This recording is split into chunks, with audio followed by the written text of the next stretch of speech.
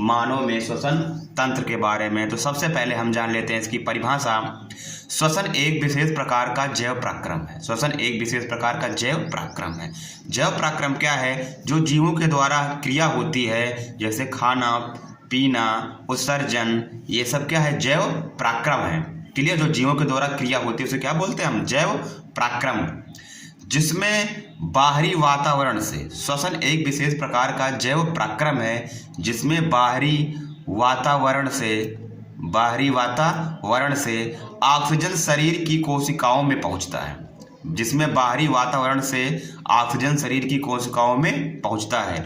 जिसमें क्या होता है? बाहरी वातावरण से जो ऑक्सीजन है हमारा, वो शरीर की कोशिकाओं में पहुंचता है। कैसे पहुंचता है?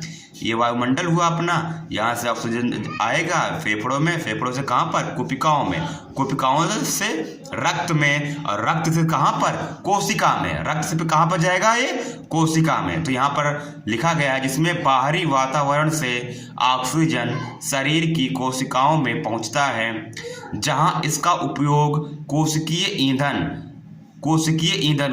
ईंधन क्या है? ग्लूकोज। कोशिकीय ईंधन क्या है? ग्लूकोज। जहां इसका उपयोग कोशिकीय ईंधन ग्लूकोज के ऑक्सीकरण में होता है। यहाँ पर हम देख सकते हैं ग्लूकोज का ऑक्सीकरण हो रहा है। कहाँ पर? कोशिका में। तो यहाँ पर लिखा भी गया है जहां इसका उपयोग कोशिकीय ईंधन ग्लूकोज के ऑक्सीकरण में होता है।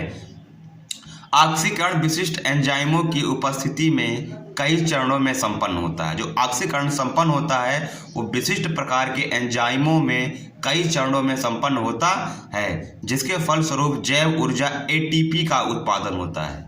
ऑक्सीकरण के फलस्वरूप जैव ऊर्जा एटीपी का उत्पादन होता है। इस अभिक्रिया में उत्पन्न कार्बन डाइऑक्साइड को शरीर के बाहर निकाल दिया जाता है। इस अभिक्रिया में उत्पन्न कार्बन डाइऑक्साइड को शरीर से बाहर निकाल दिया जाता है।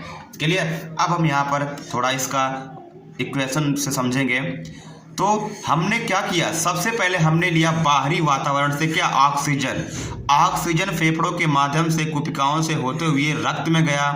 ऑक्सीजन रक्त से कहाँ पर आया?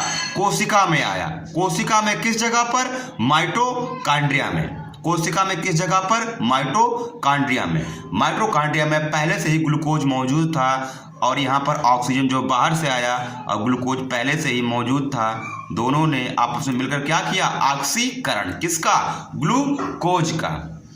क्लियर? यहाँ पर ग्लूकोज का क्या हुआ? ऑक्सीकरण। ऑक्सीकरण के फलस्वरूप यहाँ पर कार्बन डाइऑक्साइड गैस बनी, जो कि ये वायुमंडल में स्वतः बाहर चली जाएगी। और प्लस में पानी H2O, और प्लस में 673 कैलोरी ऊर्जा हमको प्राप्त हुई। और ये जो ऊर्जा मिल रही है हमको, ये किसके रूप में हमारे शरीर में इकट्ठा रहती है? अणुओं के रूप में। और उन्हीं अणुओं को बोलते हैं हम ATP। क्लियर? उन्हीं अणुओं को क्या बोलते हैं हम? ATP। यानी ऑक्सीकरण से हमको क्या मिला? ऊर्जा। और ऊर्जा स्टोर इकट्ठा का कैसे होती है? ATP से। और ATP से ही हमको एनर्जी मिलती है। क्लियर? नेक्स्ट वीडियो हम समझेंगे श्वसन के प्रकार में। श्वसन कितने प्रकार से हो सकता है? एक होता है वायवीय श्वसन और एक होता है अवायवीय श्वसन। क्लियर? अवायवीय श्वसन या अनाक्षी श्वसन, वायवीय श्वसन या आक्षी श्वसन, इसको हम समझेंगे नेक्स्ट वीडियो में। क्लियर?